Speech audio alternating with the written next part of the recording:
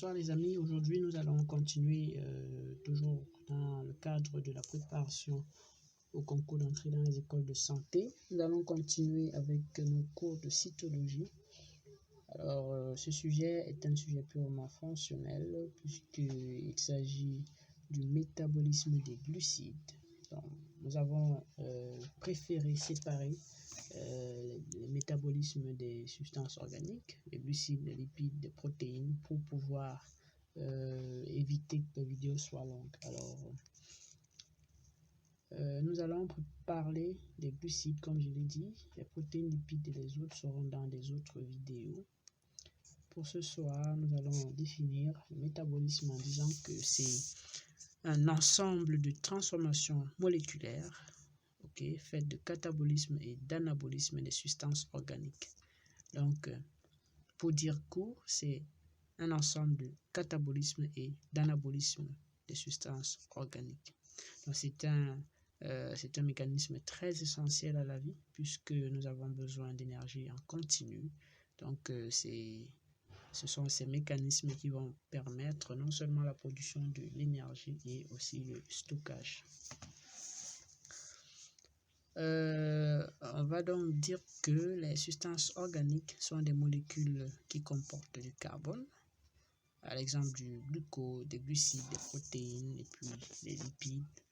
Donc, les glucides sont encore appelés les hydrates de carbone, sont des composés faits de carbone, d'hydrogène et d'oxygène. On va donc dire que ce sont des composés ternaires et constituent la première source d'énergie en termes de rapidité, donc pas en termes de quantité d'énergie. C'est la source d'énergie qui sera la plus vite disponible pour la production des ATP. Par contre, si on veut se baser sur la quantité d'énergie, les lipides produisent nettement 2 fois plus de quantité d'énergie que les glucides.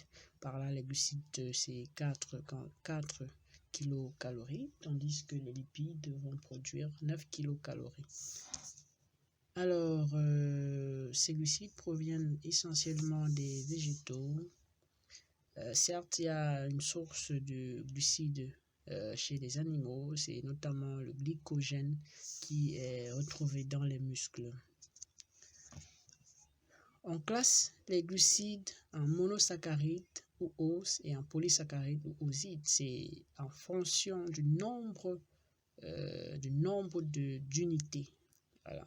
Donc, parmi les monosaccharides, nous avons le glucose, le galactose, le fructose. Parmi les polysaccharides ou osides, nous les répartissons en deux, les holosides et les hétérosides, en fonction de leur homogénéité ou bien de leur hétérogénéité. L'hétérogénéité ici, à cause du fait que les glucides, les glucoses ou bien les molécules d'ose vont s'associer à d'autres éléments non glucidiques. Voilà. Donc, parmi les holosides, nous avons les oligo-osides. Les oligo-osides dont le nombre de carbone est inférieur à 10. Les polyolosides avec un nombre de carbone supérieur à 10. Nous aurons également les homopolyosides. Les homopolyosides ici, ça veut dire que c'est un polymère du même ose. Par exemple, le glucose, le glucose et le glucose.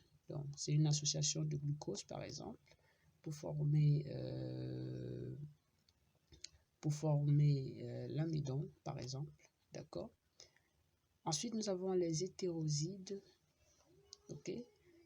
qui sont les oses associés aux composés non glucidiques. Voilà. Alors, j'ai oublié les hétéropolyosides. C'est une polymérisation d'oses de différentes qualités. C'est-à-dire qu'une association d'oses de glucose, de galactose, de fructose, par exemple. Alors, voici, c'est ce que nous venons de dire. Là, nous avons notre forme de classification en fonction du nombre d'atomes de carbone. Alors, voici donc dans ce schéma, nous essayons de vous montrer les différents mécanismes par lesquels nous allons avoir la dégradation ou bien la biosynthèse des glucides.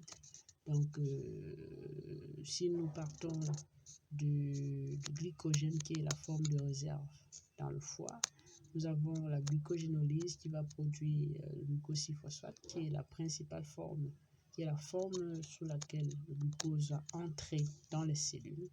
Ensuite, nous aurons la production de pyruvate, puis d'acétyl-CoA et le cycle de Krebs. Quant à la biosynthèse, nous allons quitter nous aurons plutôt la myoglucogénèse et la glycogénogénèse. Donc, parmi les réactions de dégradation, nous avons la glycogénolyse, la glycolyse, le cycle de Krebs, d'accord, la chaîne respiratoire. Tandis que parmi les réactions de biosynthèse, nous avons la néoglucogénèse et la glycogénogénèse.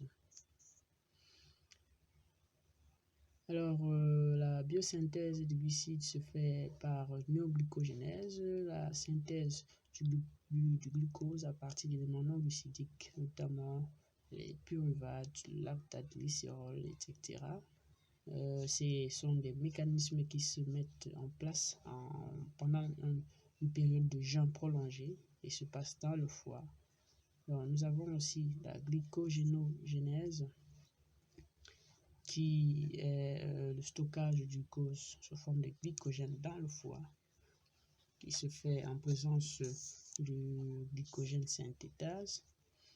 Ensuite, nous avons la dégradation, le catabolisme qui va se faire par la glycolyse.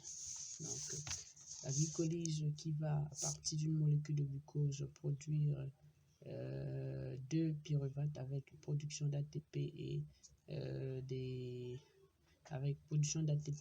cofacteurs. Ensuite, ce pyruvate va subir une décarboxylation et puis une oxydation pour pouvoir aboutir à un substrat qui pourra entrer dans le cycle de Krebs. Ensuite, au bout du cycle de Krebs, nous aurons les cofacteurs qui sont les formes transitoires d'énergie qui vont passer par la chaîne de transport de l'énergie.